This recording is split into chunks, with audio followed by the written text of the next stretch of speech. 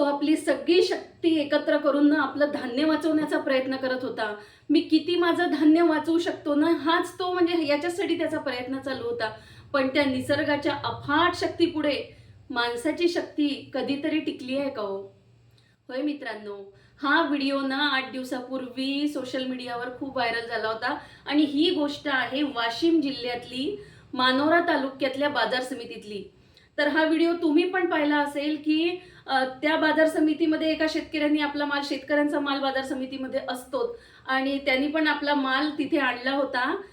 भुईमुग होता, मका आणि बराच काही माल होता, सोयाबीन होतं आणि ना अचानक अवकाळी पावसाने तिथे एंट्री घेतली आणि त्या अवकाळीच तो शेवटी, त्याच्यापुढे कोणाचं काही चालणार आहे का?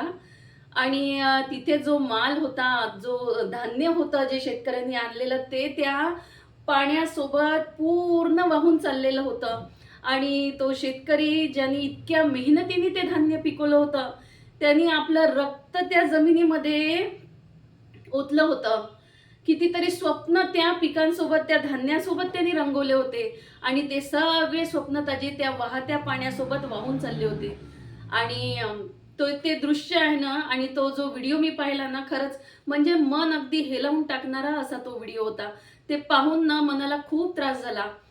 कसं आहे ना, म्हणजे या निसर्गापुढे आपण काहीही करू शकत नाही. आपण किती हतबल आहोत ना. त्या दिवशी ना खरंच असं वाटलं, काही म्हणजे आपण इतकी प्रगती करून सुद्धा आपण या निसर्गापुढे नेहमी उभेच राहणार आहोत.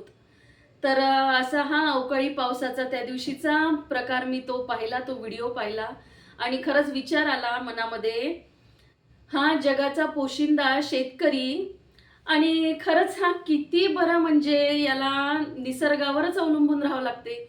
तो आपलं एवढं पैसा त्या जमिनीमध्ये लावतो, आपलं कर्ज काढतो, कितीतरी गोष्टी करून तो धान्य पिकवतो आणि असं ज्यावेळी हे धान्य असं वाहून जातं, त्यावेळी त्याच्या मनाला काय त्रास होत असेल बरं, याची आपण कल्पना सुद्धा करू शकत नाही.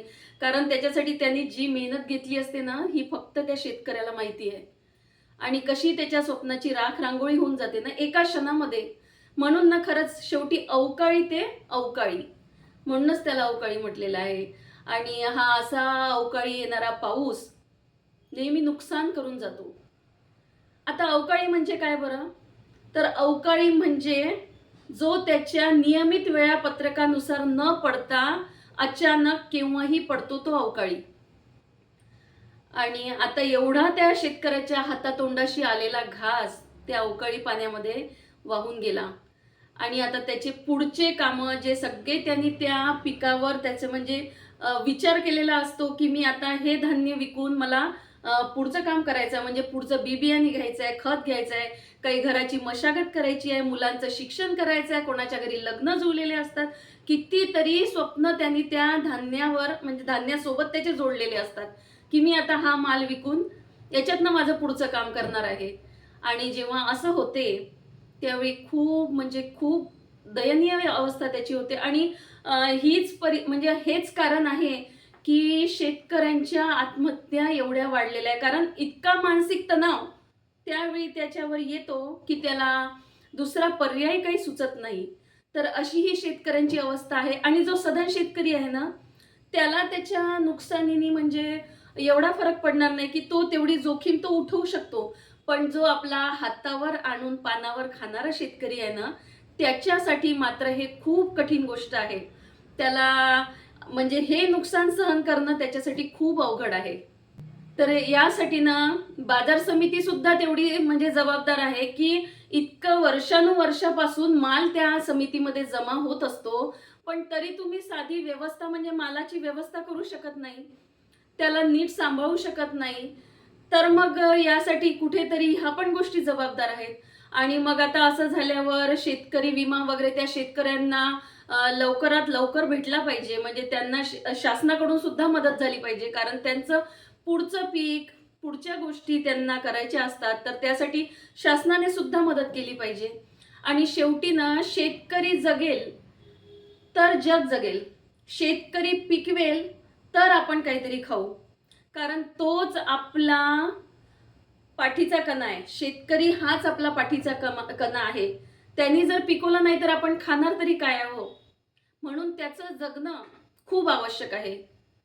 अशा ह्या शेतकऱ्यांच्या व्यथा आहे. शेतकऱ्यांचं सगळं स्वप्न पावसावर आहे बरं. शेतकऱ्याची शेती सुद्धा पावसावर आहे. तो या पावसाची आतुरतेने सुद्धा वाट पाहत असतो. पण कधी कधी ना हाच पाऊस त्याच्यासाठी जे नकोसा होऊन जातो. तर असा शेतकऱ्याचा खेळ म्हणजे ना काय आपण त्याला म्हणू शकतो की एक आंधळा खेळ आहे. तो त्याचे एफर्ट्स देईल, तो त्याची मेहनत करेल, पण तरी पण ते पीक त्याच्या पदरात पडेल की नाही हे तो काहीच सांगू शकत नाही. हा सगळा आंधळा खेळ आहे. तर अशी ही परिस्थिती ना त्या दिवशी पाहिली त्या व्हिडिओमध्ये आणि खूप म्हणजे मन मन हेलावणारच तो व्हिडिओ होता. खूप वाईट वाटलं त्या दिवशी पाहून आणि विचार आला की आपण काहीही करू शकत नाही. आपण काहीच करू शकत नाही. खूप हतबल आहोत आपण या निसर्गाच्या ना प्रत्येक घटकापुढे आपण हतबल आहोत. ज्या पावसाची तो इतक्या आतुरतेने वाट पाहतो त्याच पावसाने त्याचं सगळं स्वप्न आपल्यासोबत वाहून नेलेलं होतं. कशी परिस्थिती असेल बरं त्याची, कल्पना करा बरं. आपण जर त्याच्या जागी असतो तर खूप भयानक आहे हे सगळं. म्हणून ना शेतकरी जगला पाहिजे. शेतकरी जगेल तर आपण जगू. शेतकरी जगेल तर देश जगेल. तर आपण ना शेतकऱ्याच्या बाजूने आपण काही तर करू शकत नाही, पण शेतकऱ्याच्या बाजूने आपण उभं तरी राहू शकतो ना निदान. तेवढं तर आपण करू शकतो ना. तर असा हा माझा व्हिडिओ होता आणि जर तुम्हाला हा माझा व्हिडिओ आवडला असेल तर एका शेतकऱ्याच्या आवाजासाठी नक्कीच माझा व्हिडिओ लाईक, शेअर आणि सबस्क्राईब जरूर करा. धन्यवाद.